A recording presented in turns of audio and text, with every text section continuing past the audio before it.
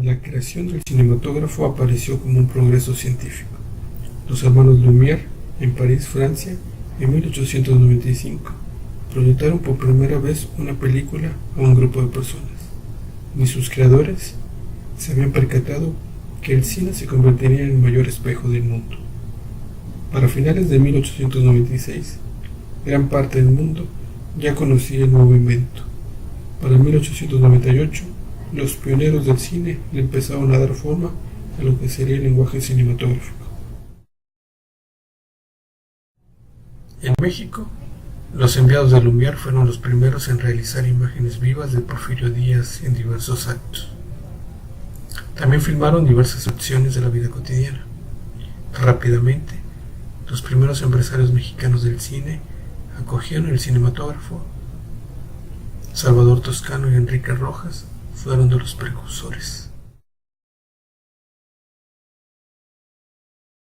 Fue hasta la década de 1920 que el lenguaje cinematográfico en el mundo había adquirido cierta madurez.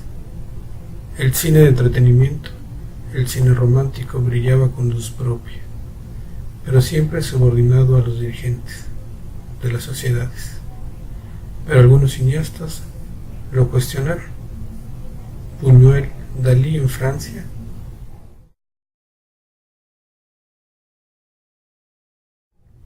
Eisenstein en Rusia,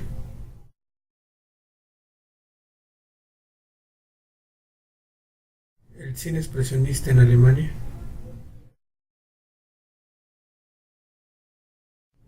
Ozu en Japón, revolucionaron la manera en la que se hacía el cine y dejaron una enseñanza que hasta el día de hoy impera en el lenguaje cinematográfico.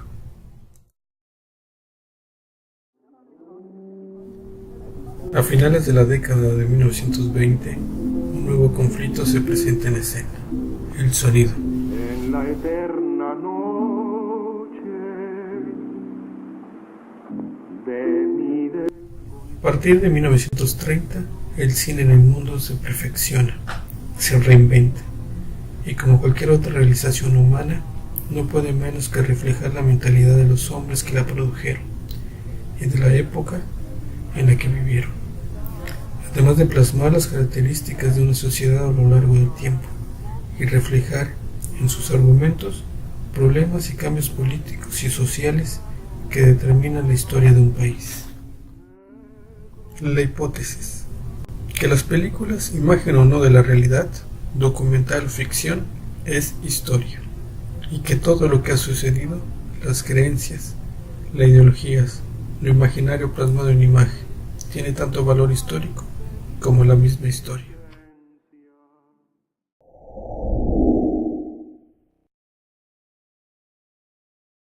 Krakauer, estudioso y crítico del cine alemán, fue el primero en adentrarse en el uso del cine para el entendimiento de las sociedades. En su libro De Caligari a Hitler, creó su teoría sobre el cine desde un punto de vista psicológico, social e histórico. Analiza la historia del expresionismo alemán entre 1919 a 1933 y observa rastros ideológicos previos al nacionalsocialismo en las producciones cinematográficas de la República de Weimar.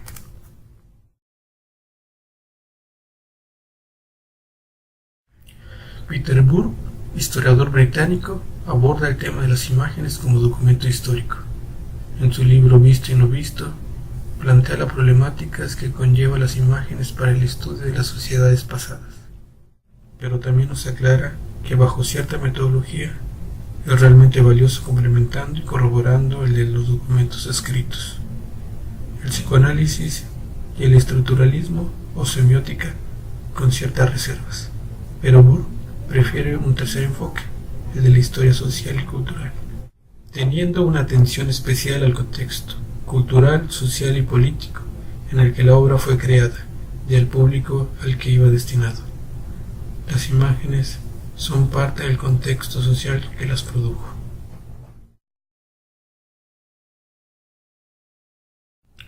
Marc Ferro, historiador francés, es quien ha creado uno de los modelos de análisis más completo. El análisis de Ferro consta de cómo el cine representa la realidad, a través de los contenidos, a través de las actuaciones de la sociedad y a través de la lectura que se haga de él. Estudiar al director, el guión, las imágenes filmadas, las críticas o las entrevistas, el público y el régimen. Solo así entendemos no solo la obra, sino también la realidad que expone.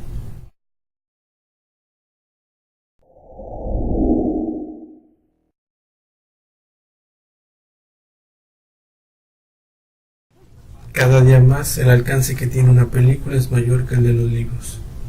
Por ejemplo, la concepción que se tiene de la Segunda Guerra Mundial, o para ser más específico, del desembarco de Normandía, está más asociada a la representación de la película Salvador Soldado Ryan. No es raro que maestros utilicen las películas como herramientas explicativas de algún acontecimiento histórico. La enseñanza de la historia mediante filmes requiere de ciertas habilidades críticas y selectivas de las películas, y claro, de conocimientos históricos de los acontecimientos representados en el film y de la época de su realización. Nadie puede aprender historia solo mediante películas. Supongamos que después de un acontecimiento catastrófico, los documentos escritos hayan desaparecido y se quiera reconstruir la Primera Guerra Mundial con Senderos de Gloria, o la historia de Roma con la película Espartaco,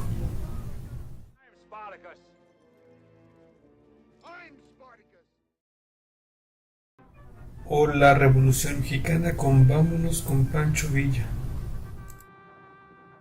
Quien quisiera reconstruir la historia así se encontraría con las mismas limitaciones de un arqueólogo al intentar estudiar culturas prehispánicas solo con artefactos hallados.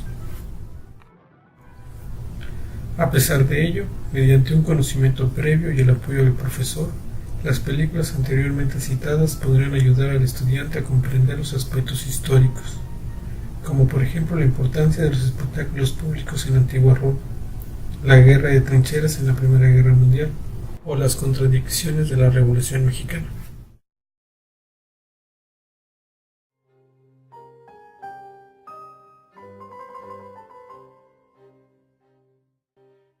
Cierto es que deberíamos hacer una distinción entre películas que utilizan la historia como un simple espectáculo y aquellas que hacen un análisis más profundo de la época representada. Pongamos como ejemplo Barry Lyndon de Stanley Kubrick. La película se sitúa en el siglo XVIII dentro de la sociedad inglesa. Kubrick intenta recrear la sociedad no tal como era, sino tal como se veía. El mismo Kubrick declara: hago un fichero con todo tipo de datos e información que podemos necesitar. Rompo todos los libros de arte disponibles para clasificar las reproducciones de cuadro. En cuanto a los trajes, todos están copiados de las pinturas de Gainsborough, Constable, etc. Kubrick tenía un apasionamiento por el arte y la historia, el perfeccionamiento de los vestuarios y el tratar de recrear vistas panorámicas que asemejaran a la pintura de la época es un reflejo de su personalidad obsesiva.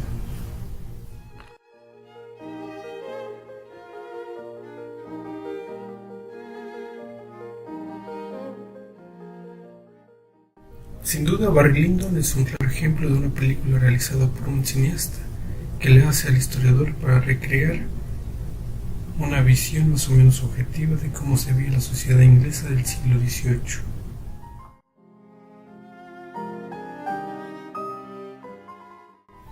La capacidad que tiene una película de representar el pasado y parecer que está presente, y de evocar el espíritu de tiempos pretéritos a través de espacios y superficie es bastante evidente.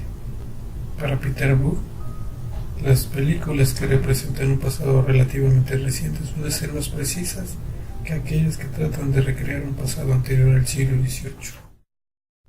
Resulta difícil encontrar películas que intentan evocar una época anterior al siglo XVIII, sin encontrar anacronismos que puedan advertirse en los escenarios, gestos, vestuarios, lenguajes e ideas.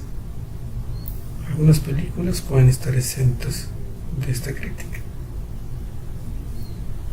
Por ejemplo, Los Siete Samuráis de Akira Kurosawa, película ambientada en el Japón del siglo XVI, Kurosawa transmite la sensación de la inseguridad que se vivía antes de la reunificación por parte de la dinastía Tokugawa en el periodo Edo. Recrea una imagen viva de las cualidades y comportamientos del samurái ideal. Además muestra cómo la era de las espadas se sustituyó por la de la pistola. La nueva tecnología de la pólvora supuso el final de los guerreros tradicionales y a su vez determinó el paso del feudalismo a la modernidad.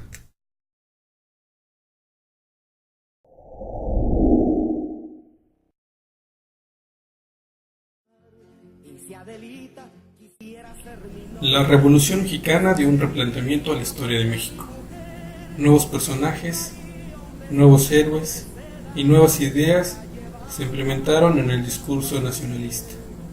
La novela y la pintura sufrieron grandes y notables cambios. Los corridos se popularizaron y las imágenes que dejaron los documentales durante el conflicto armado influenciaron marcadamente en el cine de la primera mitad del siglo XX. El sargento temeroso de perder para siempre a su adorada, escondiendo su dolor bajo el esbozo, a su amada le cantó de esta manera. En la década de 1930, con la llegada del cine sonoro, el retorno de varios personajes mexicanos de la industria cinematográfica que se habían nutrido en el cine hollywoodense, el apoyo del gobierno, la industria del cine creció.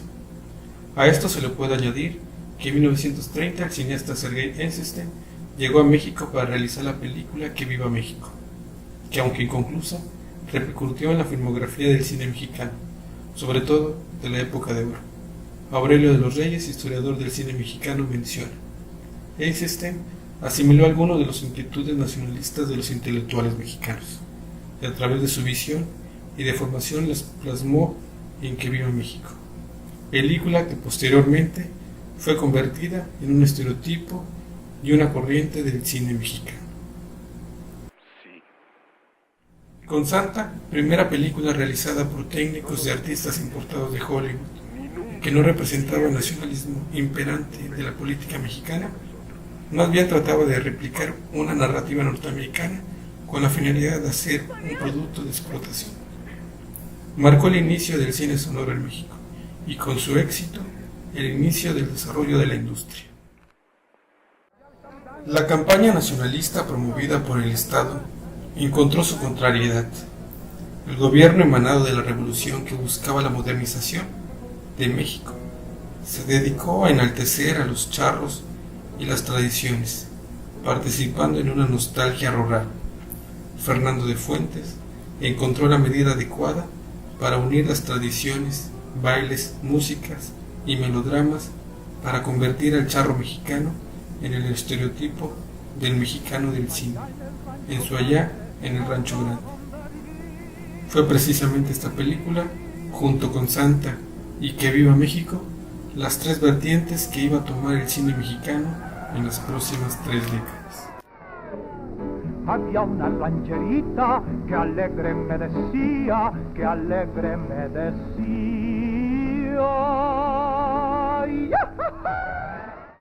¿Se han cumplido las órdenes? Sí, mi coronel. ¿Todos detenidos? Sí, mi coronel. Excepto los 2 que están marcados en la lista. Fue el mismo Fernando de Fuentes que en 1933 estrena El prisionero 13 y El compadre Mendoza. Cintas con argumentos históricos que ven la Revolución Mexicana de forma crítica. La primera critica severamente a la corrupción del ejército mexicano, simbolizando la imagen de Victoriano Huerta en el personaje principal de la película.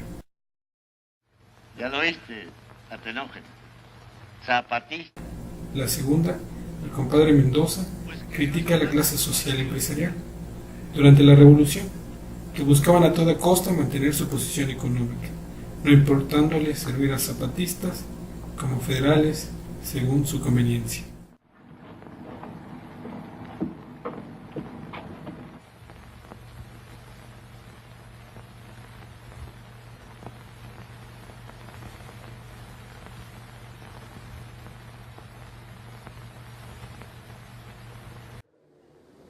Dice mi general Urbina que qué hace con los músicos que agarramos ayer. Que si usted no dispone otra cosa los va a fusilar. No, hombre, qué bárbaro. Pobres músicos. Que los incorpore a alguna de las brigadas. Es que ya todas tienen su banda, mi general. Algunas hasta 2. Ah, sí. Pues entonces que los fusile, hombre, ¿qué me vienen a preguntar a mí nada? Muy bien, mi general. En 1935, Fernando de Fuentes concluye su trilogía sobre la revolución, con Vámonos con Pancho Villa. Fuentes se consolida como un realizador talentoso, que apoya los ideales de la revolución, pero no duda en señalar sus fallos y contradicciones. Dicha película no alienta la visión del héroe, sino que busca la humanización de los personajes y termina con una reflexión moral. No entiendo. Es necesaria la cremación del cuerpo y de todos los objetos. ¿La cremación? Hay que incinerar el cuerpo. Quemarlo, hombre, quemarlo. Así como está. ¿Vivo? Vivo o muerto, a mí que me importa. Pero ya lo oíste, hay que quemarlo, y ahorita mismo. ¿Quemarlo? ¿Quemarlo vivo? ¿Pero se han vuelto ustedes locos? Con esta trilogía, Fernando de Fuentes consigue un tratamiento serio y crítico sobre la historia de México. Durante el mandato de Lázaro Cárdenas se desarrolla un amplio sistema de producción a cargo de la Secretaría de Educación Pública. De ella nace Redes, la película con más influencia de este. La película trata de la situación de los pescadores en Alvarado, Veracruz, y su lucha para unificar fuerzas con el fin de mejorar sus condiciones. Antes de concluir la década de los 1930, se realizó una adaptación de la novela Los de Abajo, de Mariano Azuela, para una película del mismo nombre estrenada en 1939, muy elogiada en sus tiempos y precisamente en los años finales del cardenismo, cuando el llamado nacionalismo se intensificó. Por otra parte, el cine de añoranza porfiriana se dejó ver en las películas En tiempos de Don Porfirio, de 1939, y de Juan Bustillo. Este tipo de cine inició a finales del mandato de Cárdenas y contenía una crítica velada a su régimen. Reflejaba la visión de un sector social que se le había acabado la imagen de solidez y estabilidad del porfiriato a causa de una revolución encabezada por Cárdenas en esos momentos y que se creía que conduciría al caos a México.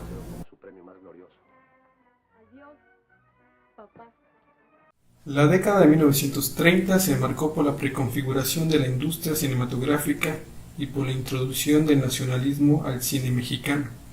Fue la época de mayor esplendor creativo y crítico en la cinematografía mexicana.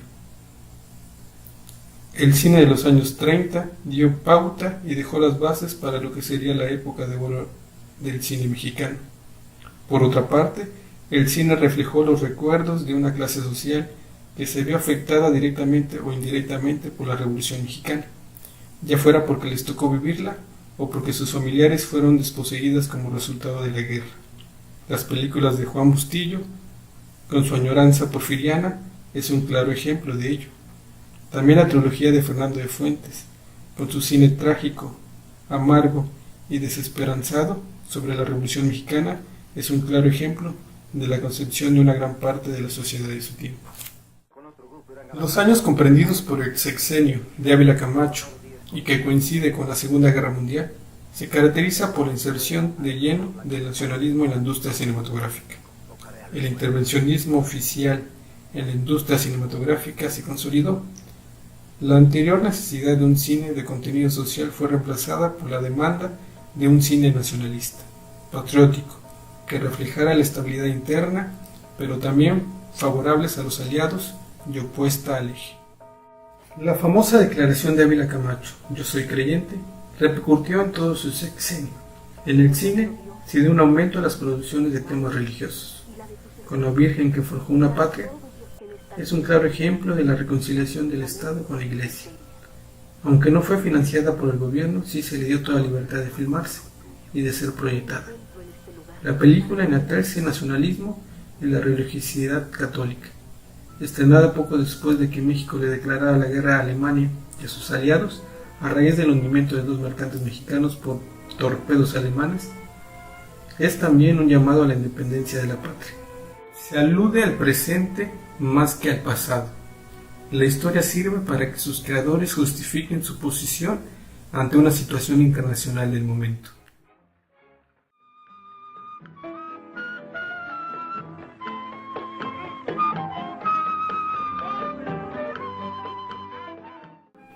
Los años comprendidos de 1946 a 1950, con Miguel Alemán como presidente, se caracteriza por un proceso de desarticulación, en donde el interés del sector privado ya no era por el cine nacionalista, sino por géneros más rentables. Se advierte un cambio notable en el cine mexicano, entre la guerra y la posguerra, porque en este último el cine mexicano ya no se suma al furor propagandístico y prefiere cultivar temas como el cine de arrabal y prostíbulos, que también remiten a un contexto histórico. Sin embargo, ocurrieron cosas importantes dentro del cine nacional. La consagración a nivel mundial, tanto del Indio Fernández como de Gabriel Figueroa, la llegada de Luis Buñuel, la popularidad de Pedro Infante y la revelación cómica de Tintán. ¡Que agarra ratones! Y tú te clavaste 2 tapones de Cadillac y uno de Ford. Y tú te clavaste una bolsa. ¡Azoten! ¡Azoten porque... Las películas históricas disminuyeron considerablemente. 2 películas de esta índole se pueden rescatar del periodo de Alemán, las 2 con temáticas de la Revolución Mexicana. Vino el remolino y nos levantó, de Juan Bustillos Oro. Película que podríamos decir es la contraparte de la trilogía de Fuentes sobre la Revolución Mexicana. Aunque también cuenta con un tono trágico, termina con un final esperanzador y con una carga ideológica oficialista. Bustillo Oro, que había escrito el guión de Compadre Mendoza y realizado la película de una añoranza porfiriana, considerándose un cineasta conservador. Para 1949 su discurso sobre la revolución había cambiado. Aunque continuaba siendo un crítico de los excesos revolucionarios, al parecer a mitad del siglo XX la reconciliación interna de México era evidente, empezaban a sanar las heridas. La otra película, que más bien es un documental, son fragmentos de varios cortos filmados por Salvador Toscano y editado por su hija, Carmen Toscano, sobre el porfiriato y la revolución, realizando un corte de 1924 hasta 1950, con imágenes de fábricas y escuelas, dando la impresión que a la política militarizada y los caudillos le sucedía la del progreso alemanista. Es también un mensaje de fraternidad y hermandad entre mexicanos para acabar con las fricciones del pasado y convivir con el México moderno. En este caso, la película sirve como instrumento para legitimar el partido oficial, que se autonombraba defensor de los ideales revolucionarios que él mismo forjó. El género histórico en México tiene un lugar común con el resto de la cinematografía mundial. No importa la nacionalidad de la película, todas las películas nos dicen más del presente en el que fue filmada que el pasado que están evocando.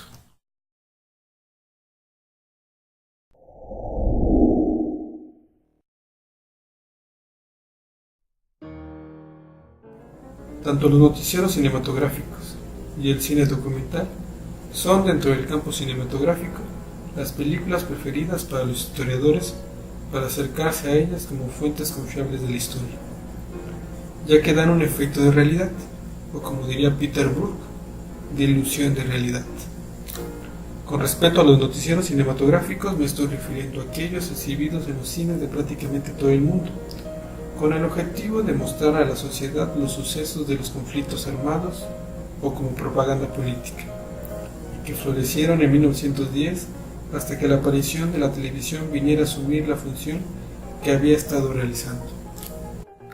Por ejemplo, en México, fue testigo de tener por primera vez en la historia, a nivel mundial, documentos fílmicos de un acontecimiento social importante, la Revolución Mexicana. Es interesante el interés de los propios revolucionarios para que sus rostros y acontecimientos fueran plasmados por el cine.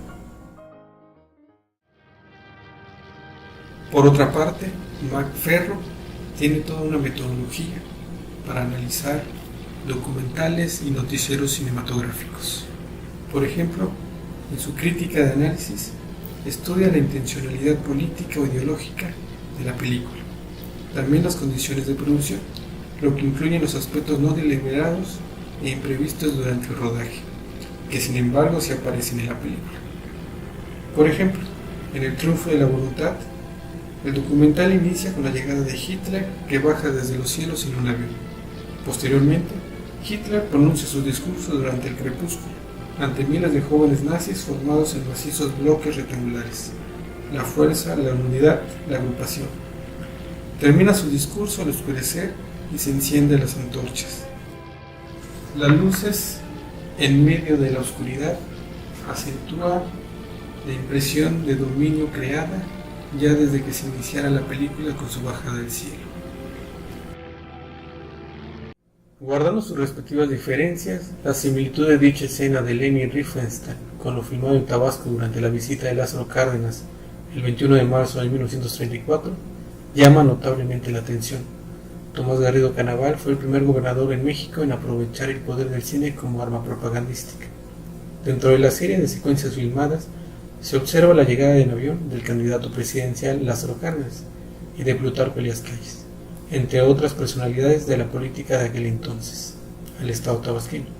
Posteriormente se observa el recibimiento por un grupo de contingentes bien organizados, entre los que estaban maestros, campesinos y los camisas rojas. Al igual que en el triunfo de la voluntad, los dirigentes de México descienden del cielo ante un público bien organizado, que los aclama. Al final Garrido y Cárdenas posan sonrientes, acompañados por la juventud garridista. No se puede hablar de un plagio cinematográfico. De hecho, lo acontecido en Tabasco fue meses antes de lo ocurrido en Alemania. Ideas similares crean imágenes similares.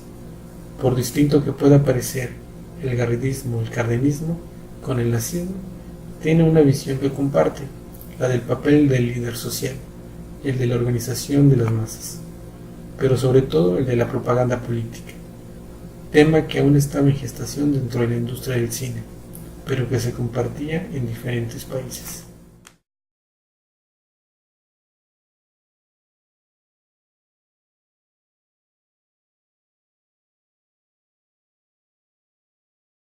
Así como un gran número de películas documental poseen un argumento y elementos dramáticos, diversas películas de ficción contienen elementos documentales, como escenarios naturales, arquitectura urbana, personajes nativos, hechos históricos, etc. El neorrealismo italiano es un claro ejemplo de que el cine argumental tiene una amplia información documental, incluso similar al de los noticieros cinematográficos, aunque su finalidad no sea la misma. El cine es a la vez espectáculo, es industria, es arte y también es historia. Son muchas las personas que intervienen en su elaboración, en su carácter de obra colectiva, la que hace muchas veces tan difícil su análisis objetivo, pero también lo que hace que su interpretación sea tan enriquecedora para el historiador. Detrás de cada película se esconden intereses económicos, personales, políticos y artísticos, que si se logra ser interpretados, pueden proporcionarnos mucha más información que cualquier otra manifestación artística. Macferro tiene la siguiente clasificación para las películas de argumento. Películas de ficción histórica. Son aquellas que toman el pasado histórico como referencia o un personaje histórico como pretexto para contar una historia. Pueden ser películas sin ningún rigor histórico y solo con simple espectáculo. O por lo contrario, películas personales donde dejan entredicho la historia oficial. Películas de reconstitución histórica. Películas que tienen la intención de hacer historia. Evocan un periodo histórico o recrean personajes históricos, reconstituyéndolo con más o menor rigor dentro de una visión subjetiva del realizador. Películas de reconstrucción histórica. Películas que sin la intención directa de hacer historia poseen un contenido social, cultural o material y con el tiempo pueden convertirse en testimonio importante de la historia o conocer las mentalidades de la sociedad de determinada época y determinado lugar. Para esta última clasificación tomaremos el ejemplo de las películas Los Olvidados de Luis Buñuel. Dentro del aspecto documental de la película, encuentra dentro de propia ficción una realidad representada de manera objetiva, fuera de toda búsqueda estética y ausente de moralismo. En ese sentido, la película se asemeja a lo hecho en Italia con el llamado neorrealismo italiano, cuyo movimiento se basa en la idea de representar la realidad sin ningún artificio. Tal vez ciertos aspectos surrealistas y el prototipo ideal de la correlacional son los aspectos que diferencian de esta corriente. Sin embargo, Luis Buñuel retrató la pobreza de México de una manera novedosa hasta ese momento. El cine urbano arrebalero, anterior a Buñuel, se idealizaba y mitificaba a los personajes, además de estar al servicio de un sentimentalismo y tono melodramático excesivo.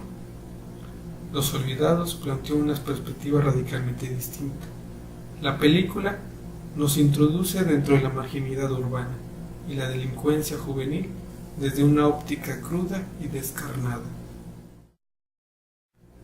Por otra parte, familiarizados por las mujeres devotas, las madres sacrificadas del cine mexicano de la época, la miseria, la violencia y la indiferencia representada en Los Olvidados nos confronta con vínculos familiares quebrantados y monoparentales. En el contexto de la película, las madres no son desnaturalizadas o psicóticas, como podría creerse, sino la representación de una madre soltera superada por las circunstancias y que reacciona con desprecio y rigidez. En cuanto al contexto social, Buñuel realiza una audaz crítica a la gran modernización y urbanización en pleno alemanismo. Busca reflejar un México distinto a lo que el alemanismo trataba de imponer a la clase beneficiada por las políticas alemanistas. La modernidad no es para todos. La política del Estado cada vez más se olvidaba de un estrato de la sociedad, y el creciente desarrollo de una clase media, a causa del reciente incorporación de las mejoras económicas que traía la industrialización, cada vez más se mostraba indiferente a esa clase social marginal, a tal grado que preferían creer que no existía. Es por ello que el repudio de la clase media y media alta, de los funcionarios y de una parte de la intelectualidad mexicana fuera excesiva durante su estreno. Nadie hasta ese momento había mostrado la realidad de la pobreza mexicana como Luis Buñuel. Tras su éxito en el extranjero, el oportunismo del gobierno para permitir su reestreno en las salas de cine en México no podía faltar. La percepción de los detractores de la película cambió. La movilidad de la percepción social de la clase media y de los funcionarios a mediados del siglo XX era posible según las circunstancias. Después del triunfo en Cannes, la película fue vista en México como lo que era, una de las mejores películas mexicanas realizadas hasta esos momentos.